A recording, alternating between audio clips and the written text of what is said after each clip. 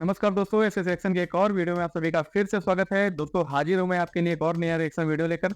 हालांकि ये नया रिएक्शन वीडियो नहीं है, मैंने पिछला जो वीडियो बनाया था उसी पर आधारित है। तो दोस्तों वीडियो है सना अमजद का और वीडियो का टाइटल वही है कि भाई अफगानिस्तान के अंदर जो तालिबान की एंट्री हुई है, आप लोगों को अच्छे से पता है। तो इस पर भाई पाकिस्तानियों की क्या सोच है, क्या राय है। मैंने पिछली वीडियो में देखा कि भाई किसी ने भी अब ये तालिबान को पसंद नहीं किया है कि वो अफगानिस्तान में क्यों आया है, या अफगानिस्तान को टेक ओवर किया है या फिर उस पर कब्जा किया है। तो ये चीज़ें अभी भी पाकिस्तानियों को समझ में नहीं आ रही कि ऐसा कैसे हो गया रातों रात। और अगर भाई तालिबान अगर पाकिस्तान के अंदर आया है तो इससे भाई पाकिस्तान का क्या फ़ायदा?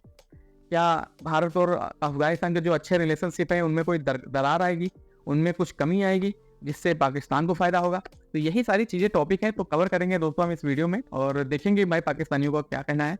तो चलिए वीडियो देखते हैं। नुकसान या फ़ायदे की बात नहीं है। सबसे पहले तो ये चीज़ है कि जब वो अफ़गानिस्तान में अफ़गानियों की हुकूमत यानी तालिबान आ गए हैं, तो इससे फ़ायदा सिर्फ ये होगा कि जैसे उन्होंने दो टोक कह दिया कि अब अफ़गानिस्तान की सरज़मीन किसी भी हमसाया मुल्क के लिए इस्तेमाल नहीं होगी। तो इट मीन्स कि आप देखेंगे इससे पहले इंडियंस जो थे वहाँ पे बहुत ज़्यादा जो थे ना डिप्लॉयड हो चुके हुए थे। उन्होंने अपनी एजेंसीज़, अपनी अपनी हर चीज़ वहाँ पे मुसल्लत की हुई थी।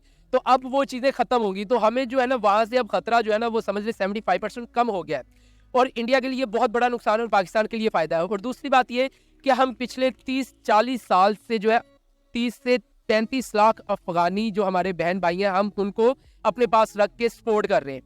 तो इसका कुछ तो एज हमें बेनिफिट मिलेगा ना, जब वो अपने घरों को वापस जाएंगे, वहाँ पे जाके बताएंगे कि पाकिस्तानियों ने किस तरह हमारा ख्याल रखा, हमें अपनी मैशियत दी, हमें अपनी ज़मीन, हमें अपने घर, हर चीज़। वो यहाँ पे ऐसे रह रहे हैं जैसे अफ़गानिस्तान में वो हों। उनके बच्चे जो है वो कितने खुशहाल है, यहाँ पे बिजनेस है उनके, हर चीज़ है। तो उसका मेरे ख्याल में हमें कुछ तो एज मिलेगा अल्हम्दुलिल्लाह। पाकिस्तान के लिए फ़ायदा तब होगा जब यहाँ के हुक्मरान, यहाँ के वज़ीर ख़ारजा वहाँ से उनसे जाकर खुद मुलाकात करें, उनसे ताल्लुकात बनाने की कोशिश करें। वो तो एक ओपन प्लेटफॉर्म है, उन्होंने तो दावत दी है कि हमसे हम जो है वो ताल्लुकात बेहतर करें। अब हमारे ऊपर डिपेंड करता है कि हम लोग उनसे किस तरह से जाकर बातचीत करें, किस तरह से उनसे मिलें। दूसरा ये है कि जो इंडिया को है वो नुकसान ही नुकसान है, क्योंकि इंडिया कभी भी ये नहीं चाहता कि वहाँ पर अमन रहे, पाकिस्तान में अमन रहे या पाकिस्तान के जो जितने भी हमसाए ममालिक हैं वहाँ पर अमन रहे।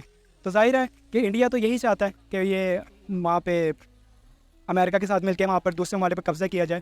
तो मेरे ख्याल से पाकिस्तान को फ़ायदा तब भी होगा और होना भी ये चाहिए कि उनसे ताल्लुकात बेहतर बनाएं, उनसे बातचीत करें। जिन बुनियादी नजरियात पर तालिबान ने अफगानिस्तान पर हुकूमत की है या कर रहा है, आपको लगता है कि वो नजरियात पाकिस्तान पर भी लागू होने चाहिए, पाकिस्तान की गवर्नमेंट को उन्हें फॉलो करना चाहिए? नहीं, बिल्कुल नहीं। मैं उनकी हुकूमत के भी ख़िलाफ़ हूँ, उनके जो नज़रियात हैं उनके भी ख़िलाफ़ हूँ। वो एक जहाद का नाम इस्तेमाल कर रहे हैं, लेकिन ये जहाद नहीं, मैं फ़साद कहूँगा। ये कुछ सुपर पावर्स की जंग यहाँ पे लड़ी गई है जो इन्हें इस्लाम का नाम दे रहे हैं। अगर जहाद करनी है, लेकिन अभी भी अफ़गानिस्तान के जो अमेरिका के आर्मी पर्सनस हैं अफ़गानिस्तान में वहाँ पे हैं, तो उन्हें क्यों छोड़ा हुआ है? अफ़गानिस्तान अमेरिका की जो एम्बेसी है वो ख़ुद तालिबान उनको प्रोटेक्ट कर रही है। तो ये किस तरह का जहाद है? मैं समझता हूँ ये फ़साद है। ये नज़रियात ना तो वहाँ पे लागू होने चाहिए या ना यहाँ पे लागू होने चाहिए। एक्चुअली जो तालिबान हैं वो नारा लगाते हैं कि शरई हुकूमत कायम की जाए, शरीयत के कवानीन को लागू किया जाए। तो हमारे यहाँ ऑलरेडी शरीयत काउंसिल मौजूद है, शरई कवानीन भी मौजूद हैं, और जो हमारा 1973 का आइन बनाया गया था वो तमाम मकतबा फ़िक्र के लोगों को, उलमाए कराम को साथ बिठाकर उनकी मशावरत से बनाया गया था।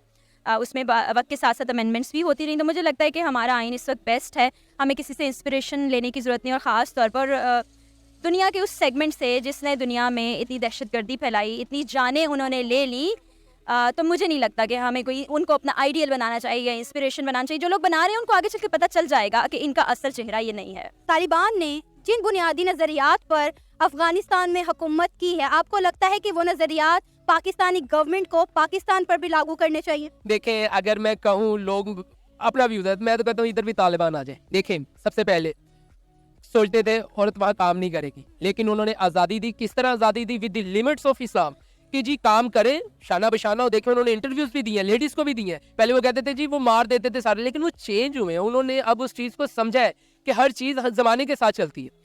इस्लाम जो है वो क़यामत तक का दीन है, तो हमें इसलिए समझना चाहिए, हमें उस पर अमल करना चाहिए। इसका ये मतलब नहीं है कि अब वो लड़की है तो वो घर में ही बैठ जाए, नहीं, उसकी अपनी एक ज़िंदगी है, उसने गुजारनी है। तो तालिबान ने ये चीज़, उसने सब माफ़ी का ऐलान कर दिया है कि आज से पहले जो कुछ हुआ वो ख़त्म। अब आगे अगर किसी ने गलती की तो उसकी सज़ा है, और सज़ा क्या है? स्ट्रिक्ट है। तो अब कोई भी नहीं करेगा। अब देखिए, अब जो बहन बेटी वहाँ पे इंटरव्यूज ले रही है, जिस तरह उन्होंने कहा वो ले रही है, काम भी कर रही है। उन्होंने कहा किसी को नौकरी से नहीं हटाया जाएगा, कुछ भी नहीं होगा, सब कुछ होगा। तो मैं नहीं समझता कि तालिबान जो है वो कंजर्वेटिव है या इस तरह है। बिल्कुल भी नहीं, बिल्कुल भी नहीं, क्योंकि वहाँ पे ये लोग सिर्फ लड़ाई चाहते हैं। मैं तो बिल्कुल ये नहीं चाहता, मैं तो बिल्कुल ये चाहता हूँ कि यहाँ पे एक तालिब भी ना हो। तालिब हम लोग मानते हैं, तालिब सिर्फ मस्जिद तक, मदरसों तक, बस यहाँ तक ही महदूद रहे। और मुल्क का तो बिल्कुल ये लोग ना चला सकते हैं, ना इन लोगों को निज़ाम का पता है। ये सिर्फ इस्लाम के नाम पे ही ये लोग एक दहशत फैला रहे हैं। मेरे ख्याल से भी है कि जो इस वक्त हुकूमत आई है ना, वो हर मुल्क में जो है उसको अच्छा समझा जा रहा है, सिवाय यूरोपन ममालिक के, क्योंकि वहाँ पर वो लोग अमेरिका या दूसरे ममालिक नहीं चाहते कि वहाँ पर इस्लामी हुकूमत नाफिज हो। तालिबान का ये कदम मेरे ख्याल से तारीख में बहुत अच्छा कदम लिखा जाएगा। और जहाँ तक पाकिस्तान के हवाले से सवाल है, तो मेरे ख्याल से वैसी हुकूमत पाकिस्तान में भी आनी चाहिए। करंट सिचुएशन जो है, क्योंकि उन्होंने इस वक्त सबसे बड़ी बात जो है, बीइंग अ मुस्लिम, उन्होंने ये अहद लिया है कुरान पाक के ऊपर, उन्होंने जो है वहाँ पर अहद लिया है कि हम लोग इस्लामी हुकूमत नाफिज करेंगे और किसी को हमसे कोई ख़तरा नहीं होना चाहिए। ठीक है, इस्लामी हुकूमत जो है वो पाकिस्तान में भी नाफिज होनी चाहिए ताकि सबको बराबर हुकूक मिले। सबसे पहली कोशिश जो है, सबसे पहली ज़रूरत जो हमारी ये है, उसके बाद बाकी मामलात हैं सियासत के जो भी हैं। लेकिन मेरे ख्याल से इस वक्त बहुत अच्छी उनकी जो है वो कोशिश है।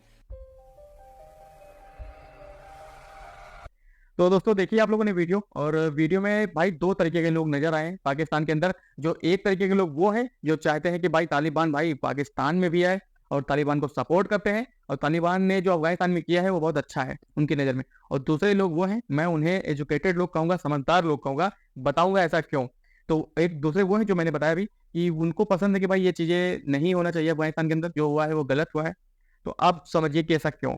भाई देखिए, जो तालिबान को सपोर्ट करते हैं उनका सोचना ये है कि भाई हाँ, तालिबान जो बना है वो मजहब के तौर पर बना है, जो कट्टर अपने धर्मनिरपेक्ष नहीं है, कट्टरतावाद को जन्म देते हैं ऐसे लोग।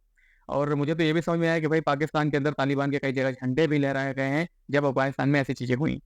तो उन लोगों की अगर बात करूं तो वो लोग सपोर्ट करते हैं तालिबान को और झंडे लहराते हैं पाकिस्तान के अंदर और कहते हैं भाई ये इस्लाम की जीत हुई है, वहाँ पूरी तरीके से भाई सरिया लॉ लागू हो चुका है और मजहब के नाम पर ये सरकार आ गई, हुकूमत आ गई है जिन्हें कब्जा कर लिया है, तो इस्लाम की जीत है। तो भाई मैं यही कहना चाहता हूँ पाकिस्तानियों से कि भाई आप एक इस्लामिक देश हैं, आप मजहब के नाम पर बने हैं, तो भाई अपने यहाँ भी सरिया लॉ लागू करिए और उस पर आप हदीस पे चलिए, सरिया पे चलिए, क्यों नहीं चलते हो भाई? कैसे चलोगे जब आपके देश का खुद ही जो मेन लीडर होता है, आपका जो पीएम है, वो मुल्क मुल्क जाके कटोरा लेके भीख मांग रहा है कि भाई कुछ पैसे दे दो, ब्याज पे दे दो। और आपको तो पता है कि भाई ब्याज देना पाप होता है, सही नहीं है। तो आप लोग चल ही नहीं सकते हैं, आप लोग नियम लगा सकते हैं लेकिन उस पर कायम नहीं रह सकते हैं, उसे अपना नहीं सकते हैं। सिर्फ वही नियम अपनाएंगे, वही कायदे अपनाएंगे, वही रूल्स अपनाएंगे जो आपके लिए आसान होंगे, आपके लिए फायदे के होंगे। जिन पर चलना आपके लिए कठिनाई होगी, आपके लिए सही नहीं होंगे, उसका सिर्फ आप लोग ढोंग करेंगे, दिखावा करेंगे और नहीं ही चलेंगे। ये बात तो है।